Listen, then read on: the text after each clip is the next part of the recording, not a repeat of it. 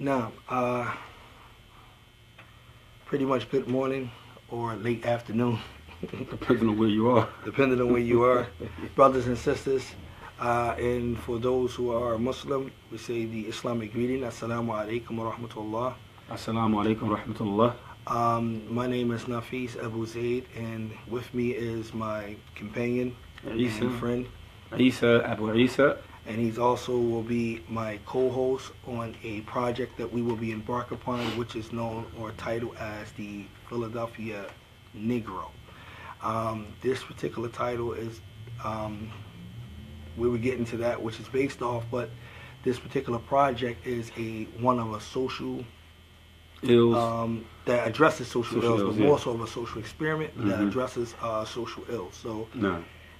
the purpose of this video is to explain a little bit about that background, and also give the evidence or cite for the disease and the cure, because no doubt social ills are a disease and there is a cure, or there are solutions for these social ills that we face on a regular day basis, or day-to-day basis. Day-to-day rather. basis, yeah.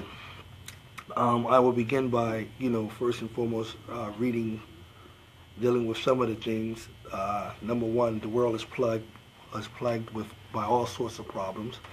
We all know this: social unrest, political instabilities, mass poverty and destitution, prostitution, homicides, killings, drug addiction, alcoholism, family breakups, juvenile delinquency, suicides, and the widespread of AIDS, which is known as acquired immune deficiency syndrome, and the so-called homosexuality, in other words, same-sex marriages.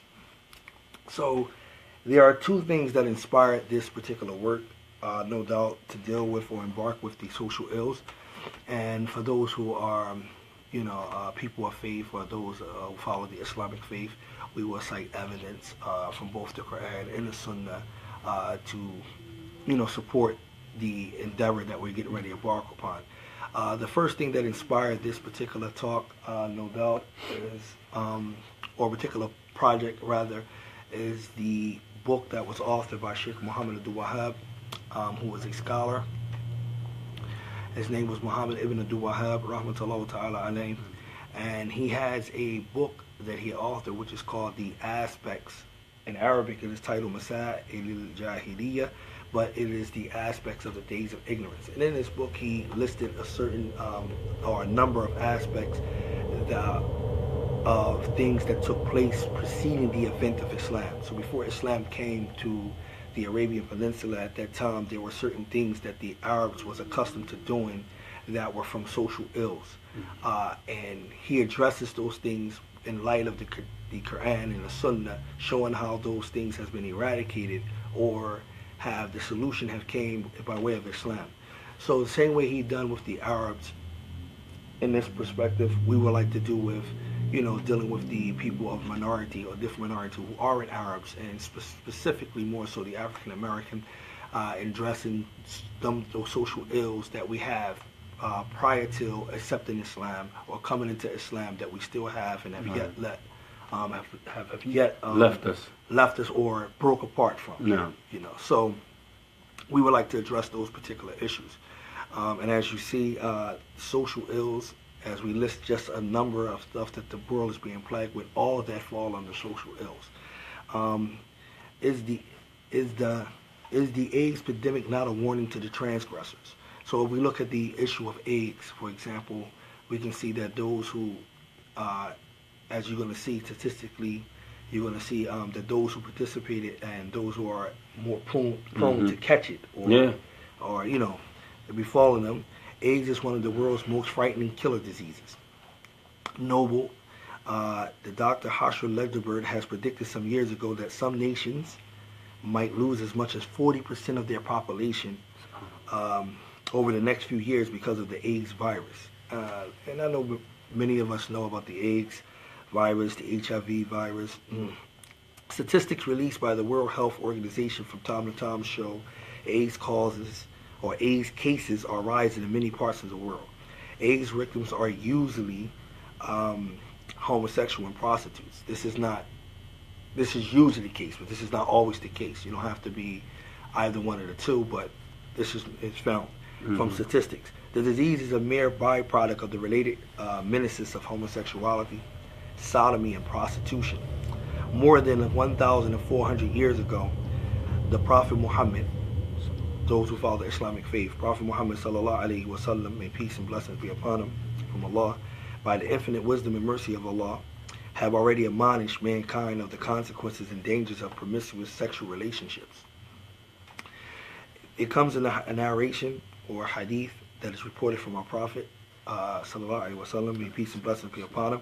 He said, whenever sexual promiscuousness spreads among the people, infections and killer diseases as well as illnesses not previously found in their ancestors will also spread among them. This can be found in Ibn Majah, Al-Bazzar, and Al-Bayhaqi. This particular narration asserts the fact that whenever there's open lewdness or there's looseness that takes place between the sexes or between same sexes, and whenever you have this open activity without the sacred union of marriage and so forth, then it opens up, or is prone to be opened up to what we call a disease that will happen, as the Prophet ﷺ asserted here, that was not found with their earlier ancestors. And it will also spread among them. And that's just something that we can see with the event of AIDS, HIV, and many other things such as herpes and many other STDs, syphilis, gonorrhea. And so forth, gonorrhea, all of these different things due to the sacred union of marriage being broken, and the fact that, especially where we live here in the West, especially in Western countries, you will see a lot of this taking place because of the open, where so you can just freely mingle with one another. Both sexes can freely mingle. And marriage is not sacred anymore. And marriage is not sacred anymore, yes. So he said the figures and forecasts of this pandemic are daunting, bearing in mind that prostitution, pornography, and homosexuality is not only condoned in many countries worldwide, but it is becoming lucrative sources of living, especially in the West. People make money off these things. You know, you have sex tapes, you have porno, you know, you have prostitution is legal. Prostitution in the casinos. It's legal in the casinos. Exactly, especially in Las Vegas and so forth. This is aggravated by the fact that there is now a rising trend for international trade in children. There is a rising trend in international trade for children.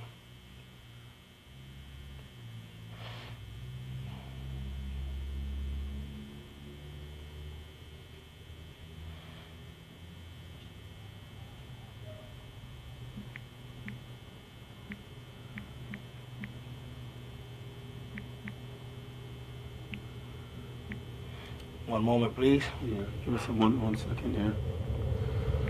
Appreciate your patience.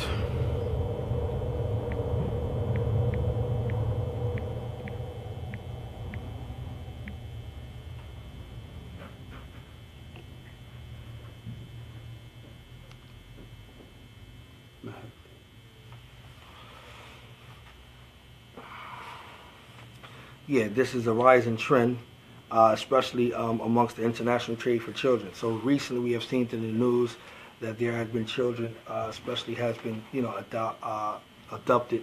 Yeah, child pornography rings are big. Are big. Something that's big. So this is aggravated by the fact that there is now a rising trend for international trade in children. Moreover, adultery is also on the increase. Similarly, crime rates are soaring in the leading democratic and communist countries. Irrefutable fact shows that man-made systems, devoid of divine guidance, have done more harm than good to humanity. The non-Islamic values of free mixing and casual closeness of men and women without any legitimate connections, save by virtue of marriage or blood relationship, have created a lot of problems, including rapes and other forms of women abuse in these societies. Divorce rates in the world has been rising persistently. Alcoholism has been a major problem, devastating virtually all parts of the non-Muslim world. Specifically, the Americans and the Russians are among the notoriously known alcoholics in the world. This issue of alcoholism has not only just spread, we know a lot of people who probably have family members who have these same issues, are subjected to alcoholism. We know a lot of people who come into Islam who still carry on the trait of being affected by having these type of these diseases, illnesses or sicknesses with among themselves. So another problem affecting many countries all over the world is rising suicide rates. Okay, available fact shows that the so-called developed countries, countries where the citizens consider themselves highly developed, cultured, and affluent, says suicide has been occurring day by day at alarming rates. The Islamic law, which encompasses Quranic injunctions and prophetic teachings, can solve the current global problems. So we mentioned a list of problems as which we call the diseases. And all of these problems, if you notice, they are all social ills. And we also mentioned that henceforth the title or the heading of this particular talk is Disease and a Cure. And then we mentioned the cure now is the solution that Islam has laid down that can be found both in its sacred texts, the Quran, and the prophetic teachings, can solve the current global problems. All right?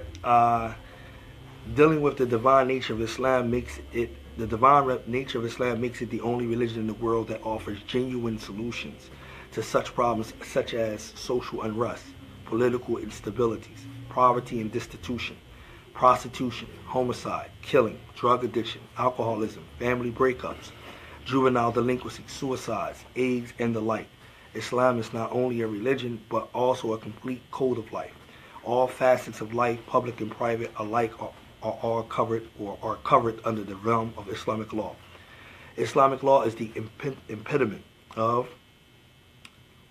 Islamic thought, the most typical manifestation of Islamic way of life, the cure and kernel of Islamic self. Apart from this, the whole life of the Muslims, Arabic literature and Arabic Islamic disciplines of learning are all deeply imbued with the ideas of Islamic law. It is impossible to understand Islam without understanding Islamic law. So that's what we wanted to bring in terms of dealing with and addressing some of the things that we'll be talking about on this particular project, addressing social ills, starting back again with those things that preceded, where did they come from, confronting those things, looking at those things and seeing if have we carried them over, and are we still, holding on to them, still affected by things. The second thing that we mentioned that this actual title, Philadelphia Nigger, is based off a case study that was done back in 1899 by the scholar W.D. Du Bois. And he had did a nice, extensive case study where he studied a group of people here, talking about black people that was residing in Philadelphia. And the strongest population at the time was in the 7th Ward. And inshallah, hopefully, throughout the project, for those who embark upon it with us, you will learn what the terminology 7th Ward is, what does it mean, where it's at, where's its location, but that's what he basically done. The brother Isa is going to bring some evidence from the Quran stating the fact that social ills, diseases have been addressed by all of the prophets and have not been ignored. And this is something that's not overlooked. Islam addresses every part or every facet of man, so it definitely deals with the social ills. Like I said, like the brother was saying, I'm just going to bring some verses from the Quran that actually shows that prophets and messengers, not only do they come teach about God or Allah being one and his worship, that aspect of it, leaving not worshiping idols in the sun and not worshiping creation, but it also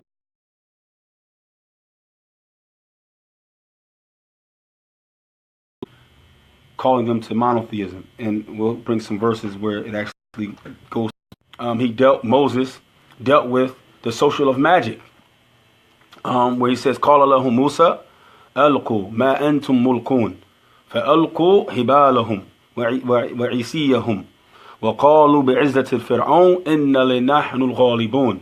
And he says that Musa, he said to them, throw your staffs, your magic staffs, throw them. And he says, so that when they threw them, their magical staff, their staffs started moving like snakes. They turned into snakes, tricked the eyes of the people with their magic. And it says, and they said, by the might of Pharaoh, that we would be the victors. So then it says, فَأَلْقَى Musa threw it. He threw his staff. أَصَاهُ فَإِذَا هِيَ تَلْقَفُ مَا يَأْفِكُونَ. And it swallowed up what they already had. They had their snakes. So Musa threw his staff down, and when it turned into by the power of Allah subhanahu wa ta'ala, not magic, it swallowed up the magic or the trick that the magicians were doing.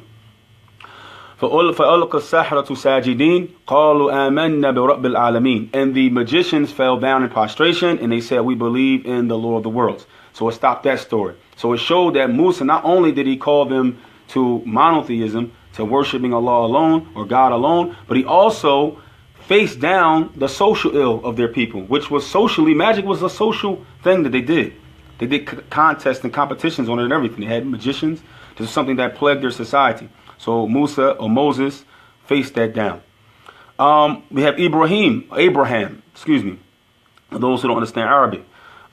He dealt with one of the greatest social ills, which is the greatest social ill, which is paganism or polytheism, which is to worship, believe that the more than one deity deserves to be worshipped. What did he say? He said, "If qala li abihi wa qawmuhu ma ta'budun." He said to his father and his people, what is it that you're worshiping? قالوا نعبد أصناما فنظل لها عاكفين. And he said, we are worshiping idols, and we're going to be constant and sitting or worshiping at these places, or sitting at these places of these idols. This was a social gathering they did. It was a sickness that they all gathered together and did. قال هل يسمعونكم إذ تدعون. And he said, Abraham said to them, do they hear you when you call upon them, when you pray to them? Do these idols even hear you? أو ينفعونكم أو يضرون. Or do they benefit you or harm you? قالوا بل وجدنا آباءنا كذلك يفعلون. And this is the part, ayat, when they said, rather we found our forefathers, our predecessors, those before us, doing this. This shows, in the Quran, is showing you that the effects of the past, or the effects of those people that was our ancestors, has an effect on us now. Because they didn't know what they were doing. They just did it because what? They found their ancestors doing the same social gathering, the same social program, and they just went along with it without even asking about it. Why? Because social ills do that. That's what social ills do. It's something you just pass on. Another social ill that the Quran deals with is classism. Nuh and classism, I call it. When Noah, he said, "If qala lahum akhuhum Nuhun alla tattakun," it goes to show you that he dealt with Tawheed. He says, and he said to them about monotheism. Noah, he said, their brother Noah said to them, and meaning their brother, meaning he was from them. So there's also another point I want to bring out, also, that me and this brother were from the Americans, and specifically we're from the African Americans. So it's okay for us to call our people away from, obviously, call them to monotheism, but also away from their social ills, because Noah did it and he was from them. He said, their brother Noah said, will you not fear Allah? Will you not fear God? Meaning we not worship him alone. Inni lakum rasulun ameen. Verily, I am a trustworthy messenger to you. He says, وَمَا أَسْأَلَكُمْ عَلَيْهِ مِنْ أَجْرٍ إِنْ أَجْرِيَ إِلَّا عَلَى رَبِّ الْعَالَمِينَ. He said, I don't ask you for anything. My reward and what I'm going to get is upon Allah, the Lord of the worlds. فَاتَّقُوا اللَّهَ وَأَطِيعُونَ. Then he reminded him what? A Tawheed again. He reminded him of monotheism again. Fear Allah and obey me. قَالُوا نُؤْمِنَ لَكَ وَاتَّبِعَكَ أَرْذَلُونَ. And he says, are we to believe in you? And those who follow you are from the lower class, are from the people who were this or that and known for this. They did this. They were upon this. They don't have any money. They don't have any power, no strength. They follow you. Only the weak and people follow you, who we deem to be nothing. قَالَ مَا عِلْمِي بِمَا كَانُوا يَفْعَلُونَ. He said, I have no knowledge of what they used to do.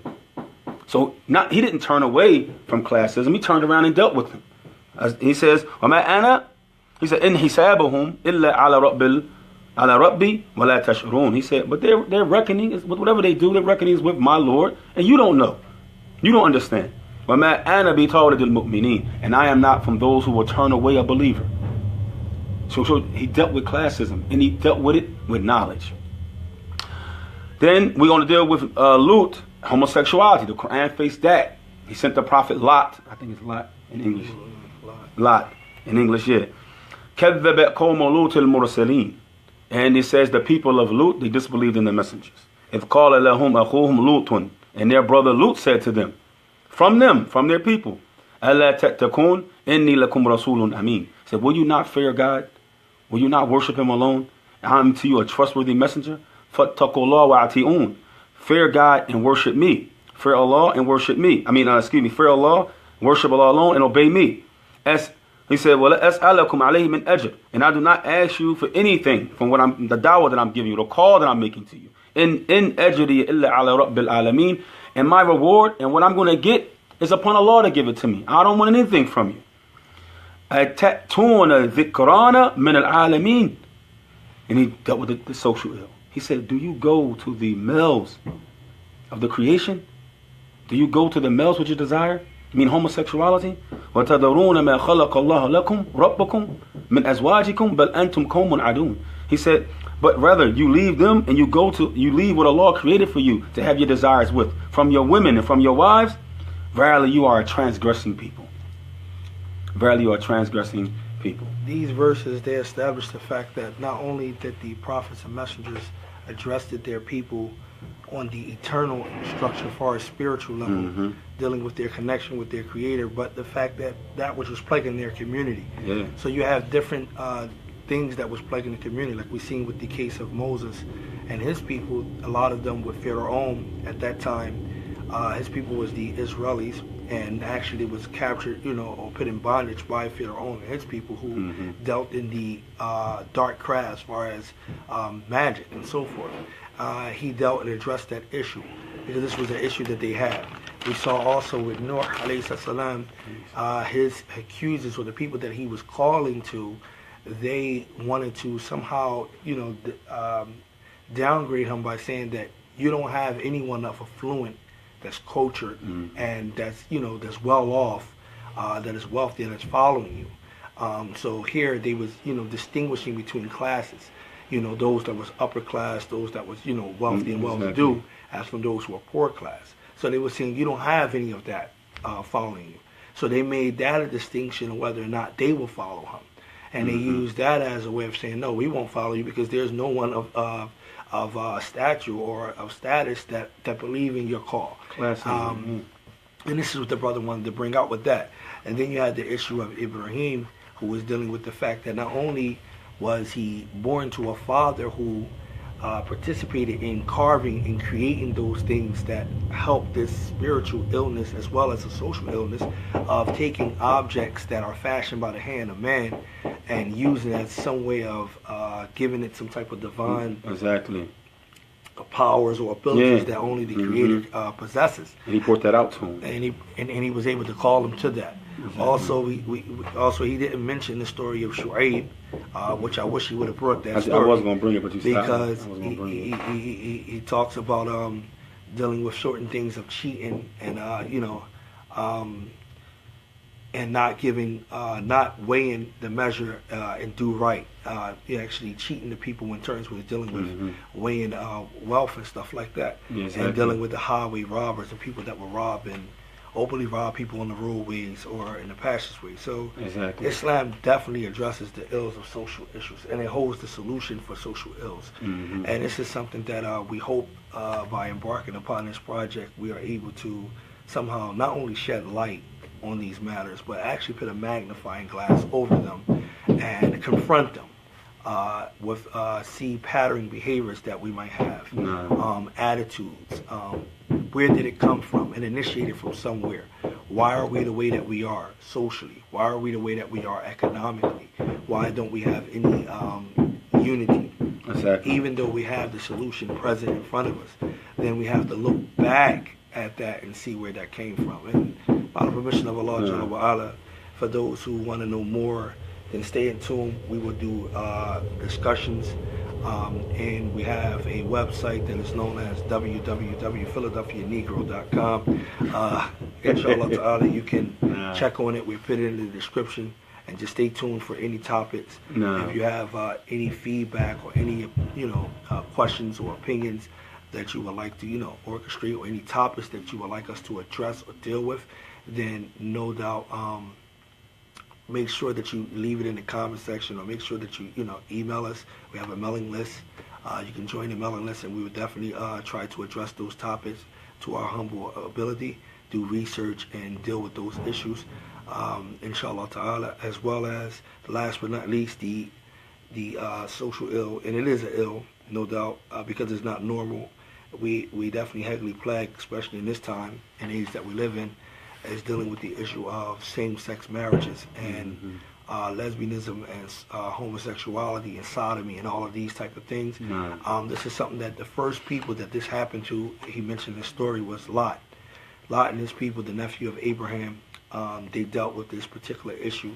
So Allah Jalla wa'ala had Lot not only address his people from a spiritual point of view, but also address them from a physical and a social point of view. He did. And hopefully you will stay tuned for that, inshallah. We apologize for the interruption, the technical difficulties from the video keeping interrupted, inshallah ta'ala. Again, for those who have any feedback, inshallah ta'ala, or any topics that you would like us to address, then we welcome it, inshallah ta'ala. My name is Nafis Abu Zaid, and this is my brother Isa Abu Isa. And until next time, inshallah ta'ala, stay tuned to the website, PhiladelphiaNegro.com, and inshallah ta'ala, hopefully, inshallah, we see you there.